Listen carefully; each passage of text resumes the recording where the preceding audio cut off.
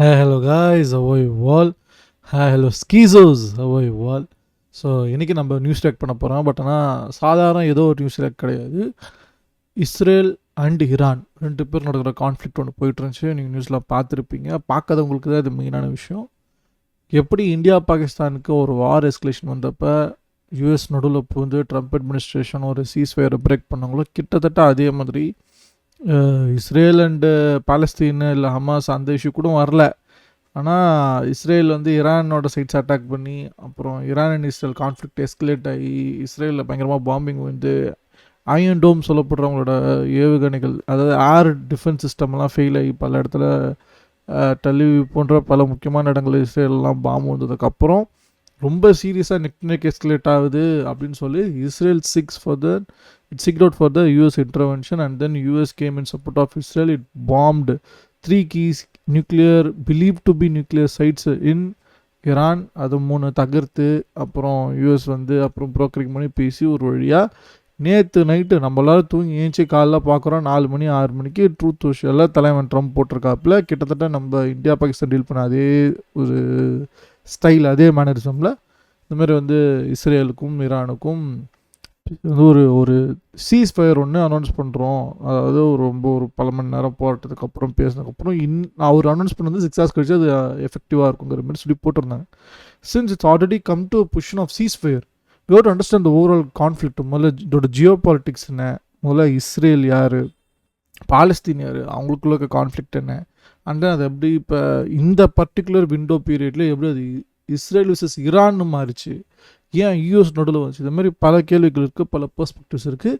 முதல்ல news media என்னவா report பண்ணுச்சுங்கிறத முதல்ல பார்ப்போம். And then will get to our political partner crack. அதுக்கிட்ட நம்ம எல்லாத்தையும் கேட்டு எல்லா கான்ஃப்ளிக்ஸ் அண்ட் ஹிஸ்ட்ரிஸ், யார் சைடில் என்ன இஷ்யூ, எதுக்காக என்ன ரீசன், அவங்களே உங்களை வேலிடேட் பண்ணிட்டாங்க எல்லாத்தையும் நம்ம கேட்டு பார்ப்போம். First, how media covered it. Let's get straight to the show. எடுத்தோன்னு வச்சுருக்கேன் பாருங்க, Iran Israel tension latest update. அது கடைசியாக வந்து ஐ திங்க் ஒரு 5 days இல்லை 7 days பேக்னு நினைக்கிறேன். அல்ஜசீரா ஐசெட், உங்களுக்கு குளோபல் லெவலில் நீங்கள் ரிலையபிள் சோர்ஸ்னால் இந்தமாதிரி ஜியோ பாலிட்டிக்ஸை ஃபாலோ பண்ணால் உங்களுக்கு இருக்கிறது 2 ஆப்ஷன் தான். ஒன்று அல்ஜசீரா, இன்னொன்று பிபிசி. இதெல்லாம் க்ரெடிபிளான குளோபல் லெவலில் இருக்கிறது. விட்டால் மற்றதை பற்றி எனக்கு அவ்வளோ ஐடியா இல்லை, ஏன்னா மற்ற அவ்வளோ நான் ஃபாலோ பண்ணதில்லை. சிஎன்ஏ ஆகட்டும், இப்போ சிஎன்என் வந்து யூஎஸோட பாலிடிக்ஸில் they are critical about Trump, அது என்னால் பார்க்க முடியுது. ஸோ ட்ரம்ப்பை தாண்டி ட்ரம்ப்பை எதிர்க்கிறதுக்கு நீங்கள் பார்க்கணும் அப்படின்னா சிஎன்என் நீங்கள் ஃபாலோ பண்ணால் உங்களுக்கு இருக்கும். அதுவே மற்ற ஸ்கை நியூஸ் அதெல்லாம் மற்றதெல்லாம் என்ன ரேஞ்சில் இருக்குதுன்னு எனக்கு தெரியல அவரோட calibration. News channels, live channels இப்போ பிபிசி வந்து நமக்கு லைவ் நம்மளால் இங்கே பார்க்க முடியுது, அல்ஜசீராவில் லைவ் பார்க்கலாம். ஸோ இந்த மிடில் ஈஸ்டர்ன் ஓவராலாக இந்த ஏஷியாங்கிற அளவுக்கு சப்கான்டினென்ட்டில் நீங்கள் என்ன பார்க்குறோம், க்ரெடிபிளான வாட் யூஎஸ் வெய்டின் இல்லை வாட் வெஸ்டர்ன் பவர் வெய்டுங்கிற எல்லாத்தையும் ஓரளவுக்கு க்ரெடிபிளாக சோர்ஸ் பண்ணி ரிப்போர்ட் பண்ணுறது அல்ஜசீரா அண்ட் பிபிசி 2 சோர்ஸஸ் தான். ஸோ நம்ம ஃபஸ்ட்டு அல்ஜசீரா இருக்கிறத போல பார்த்துருவோம் வாங்க. லேட்டஸ்ட் அப்டேட் வித் இன்டெப்த் அனாலிசிஸ்னு போட்டிருந்தாங்க. Resuming the talks between Israel and Lebanon, because there is another kind of government in Lebanon which is ready apparently to have an agreement with Israel, to have talks with other Arab countries towards peace, including Syria, if possible, and really to change the Middle East. Now, the issue between Iran and Israel may perhaps be solved not in such a conference, because Iran will not participate in a conference with Israel, but in the sideline of such a conference, in the bilateral talks between the United States and Iran. Eventually, there is no real reason why Israel and Iran cannot have agreements and peace between them. They were in peace. They had diplomatic relations in the past. We are not real enemies. We don't have any issues between us. And if they forget about தலைவன் எங்கேருந்து பேசிகிட்டு இருக்காங்கன்னா Tel Aviv, இதுதான் இஸ்ரேலோட தலைநகரம். Del அவிவ்ல வந்து பேசிகிட்டு இருக்காப்புல. eradicating Israel, I think that we can seriously talk. So, Mr. Yossi Beilin, there, a former Israeli Minister of Justice, advocating for a more holistic approach to regional diplomacy right now. We'll leave it there for now. Thank you very much, Mr. Beilin. Thank you very much. Well, the UN's nuclear watchdog, in the meantime, is holding an urgent meeting in Vienna. The International Atomic Energy Agency's Board of Governors has been coming together at the request of Russia. It's concerned about these Israeli attacks against several Iranian nuclear facilities, like the Natanz site. The head of the agency says there's no sign of further damage at Natanz. Well, let's bring in Rory Challens. He joins me from Vienna. So, Rory, presumably some pretty large sighs of relief over there about the damage that's been done so far. Yeah, we had the state of play given as the meeting here started from Rafael Grossi, the Director General of the IAEA. He basically brought everyone up to speed, the state of play as far as the IAEA understands it at Iran's nuclear facilities. Natanz, he said, which was attacked on Friday, several buildings destroyed on the surface level, but no indication of any destruction underneath the ground, which is where the main cascade hall is. Off-site, radiation levels appear to be normal, according to the IAEA, but they are saying that underneath, in the chambers and halls of the facility, they expect there is some kind of radiological and chemical contamination in the form of vapours or gases, basically the kind of stuff that you really don't want to breathe in. But as Grossi said, if you have the appropriate safety measures, breathing apparatus, then it is manageable. There is also an assessment of what's been going on at Isfahan, which was also attacked on Friday. 4 buildings damaged on the surface level, but as at Natanz, no increase in radiation levels off-site. Fordow apparently has not been attacked yet. But Grossi was saying that these shouldn't be attacked at all. The main, or one of the main core responsibilities of the IAEA is to safeguard nuclear security, and if you have nuclear facilities that are having bombs falling on them, that is a massive compromise, obviously, of nuclear security. He says that he's ready to travel at a moment's notice to be on hand if necessary, and that the inspectors that have been on the ground in Iran obviously can't do their work right now, but they are ready to go back when the safety situation allows. We can hear a little bit more about what Grossi said earlier just now. Military escalation threatens lives, increases the chance of a radiological release with serious consequences for people and the environment, and delays indispensable work towards a diplomatic solution for the long-term assurance that Iran does not acquire nuclear weapons. Consistent with the objective of the IAEA and its statute, I call on all parties to exercise maximum restraint to avoid further escalation. Now, there was criticism of the IAEA and its Director General, Grossi, from the Iranian representative here, the ambassador here, Reza Najafi. He said that the IAEA and the DG had a clear responsibility to take preventive and deterrent measures when Iran wrote to them about the credible threats that it said that Israel had made against its safeguarded nuclear facilities.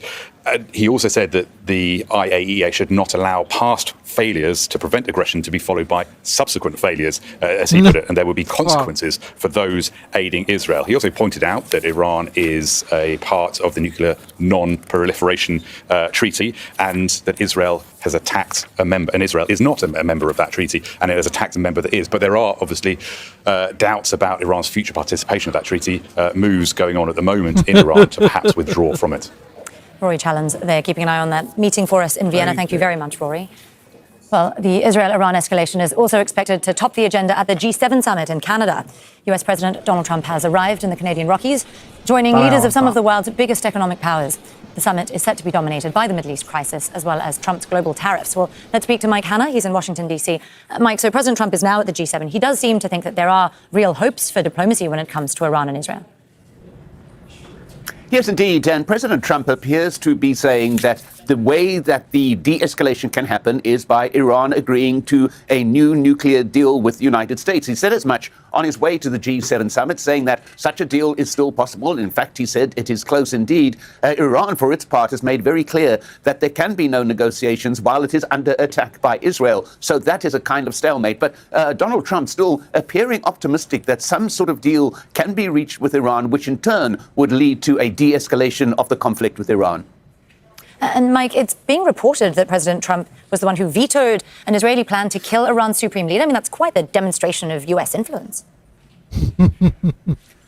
Well, there have been numerous reports to this effect. There's been no formal confirmation from the Trump administration. But in a way, this is something that reveals the degree of the US or the Trump administration's knowledge about Iran's nuclear ambitions. Now, a short while ago, the Director of National Intelligence, well, then the waiting to be appointed Director of National Intelligence, Tulsi Gabbard, told a Senate committee, well, she was asked directly, does Iran have nuclear weapons? She said no. She was then asked, is Iran intending to develop them and build them? She said no. Now, that is the position of U.S. national intelligence at the time. And that is something that President Trump clearly is aware of. The reason for this Trump's is very simple. The supreme leader, Ayatollah Khamenei, has placed what is called a fatwa, a religious restriction on the development of nuclear weapons. If he were to be assassinated by Israel, this is something that could well open the path to the development of a nuclear weapon within Iran. So this is something that clearly, if the reports are correct about Trump's influence on Israel,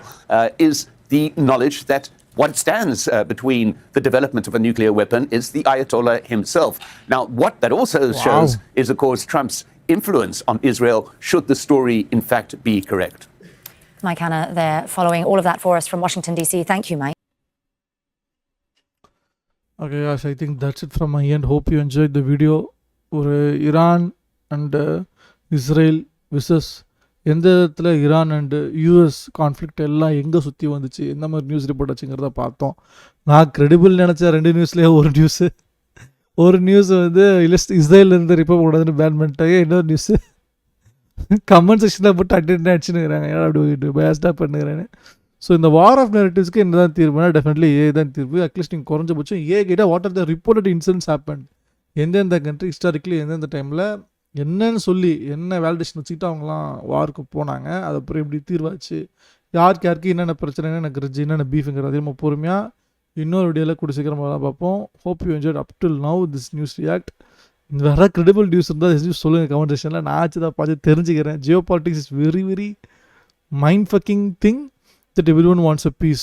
Everyone is a cold-hearted beast தான் நான் சொல்லுவேன், who just want their own peace.